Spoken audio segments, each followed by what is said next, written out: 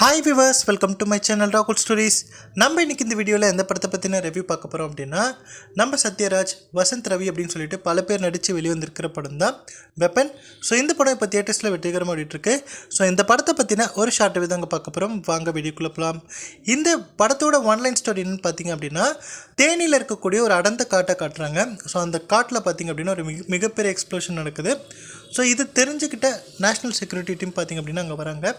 So வந்து என்ன நினைக்கிறாங்க அப்படின்னா, கண்டிப்பாக இதுக்கு பின்னாடி ஒரு மிகப்பெரிய தீவிரவாதி அமைப்பு தான் இருக்கும். ஸோ கண்டிப்பாக அவங்க தான் பண்ணியிருப்பாங்க அப்படிங்கிற மாதிரி விசாரிக்க ஆரம்பிக்கிறாங்க.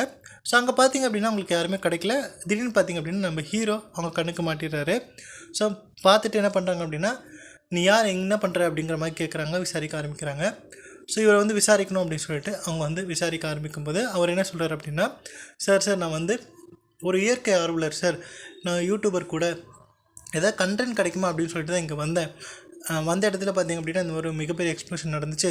சத்தியமாக நான் இந்த மாதிரி ஆள்லாம் கிடையாது சார், இதுக்கும் எனக்கும் எந்த சம்மந்தமும் கிடையாது சார், இதுதான் உண்மை அப்படிங்கிற மாதிரி அவர் சொல்கிறாரு.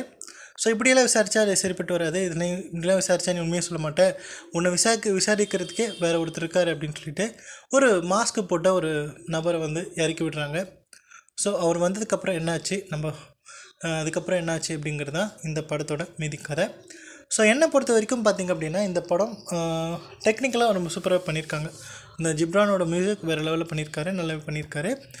அதாவது இந்த படத்தோட ஸ்டோரி வந்து ரொம்பவே வந்து சொதப்பிட்டாங்களோ அப்படிங்கிற மாதிரி எனக்கு தோணுச்சு. ஸோ நிறைய இடத்துல கோட்டை விட்ட மாதிரி தான் எனக்கு தோணுச்சு. அதாவது ஒரு சாதாரணமான கதையை வந்து ரொம்ப வந்து சுற்றி வந்து பண்ணுறாங்க அப்படிங்கிற மாதிரி இருந்துச்சு. இதில் பார்த்திங்க அப்படின்னா ஒரு சூப்பர் ஹியூமன்ஸாக அப்படிங்கிற மாதிரி ஒரு எலிமெண்ட்லாம் வந்து போட்டிருக்காங்க. அதாவது எந்த மாதிரி அப்படின்னா, ஒரு ஹாலோமேன் அப்படிங்கிற ஒரு படம் பார்த்துருப்பீங்க. ஸோ மார்வல் டிசி படங்கள்லாம் பார்த்துருப்பீங்க.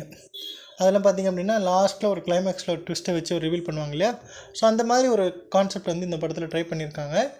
அதாவது என்னை பொறுத்த வரைக்கும் பார்த்திங்க அப்படின்னா, சூப்பர் ஹியூமன்லாம் பார்த்திங்க அப்படின்னா, சூப்பர் ஹீரோ படங்கள்லாம் பார்த்திங்க அப்படின்னா, ஒரு சூப்பர் ஹீரோ இருக்கார் அப்படின்னா அவரை வந்து எந்த ஒரு ஹியூமன் க்ரியேட் பண்ண எந்த ஒரு பவரும் வந்து அவரை அழிக்க முடியாது. ஃபார் எக்ஸாம்பிள் வந்து ஒரு வெடிகுண்டோ ஒரு கன்னோ எதை வச்சும் வந்து அவர் வந்து அழிக்க முடியாது. ஸோ இந்த படத்துலையும் பார்த்திங்க அப்படின்னா ஒரு சூப்பர் ஹியூமன் கேரக்டர் வருது. அந்த சூப்பர் ஹியூமன் கேரக்டர் பார்த்திங்க அப்படின்னா தன்னுடைய சொந்த குடும்பத்தையும் வந்து காப்பாற்ற முடியாத ஒரு சூப்பர் ஹியூமனாக இருக்குது. ஸோ அது என்னன்னு தெரியல. ஸோ அந்த மாதிரிலாம் இந்த படத்தில் இருக்குது. ஸோ மொத்தத்தில் இந்த படம் ஒரு ஆவரேஜான ஒரு படம் அப்படின்னே சொல்வேன். ஸோ கண்டிப்பாக ஒரு வாட்டி இந்த படத்தை போய் பார்க்கலாம். பார்த்துட்டு உங்களோட ஃபீட்பேக் என்ன அப்படிங்கிறத கமெண்ட்டில் லீவ் பண்ணுங்கள். ஸோ இந்த வீடியோ பிடிச்சிருந்தால் லைக் பண்ணுங்கள், ஷேர் பண்ணுங்கள்.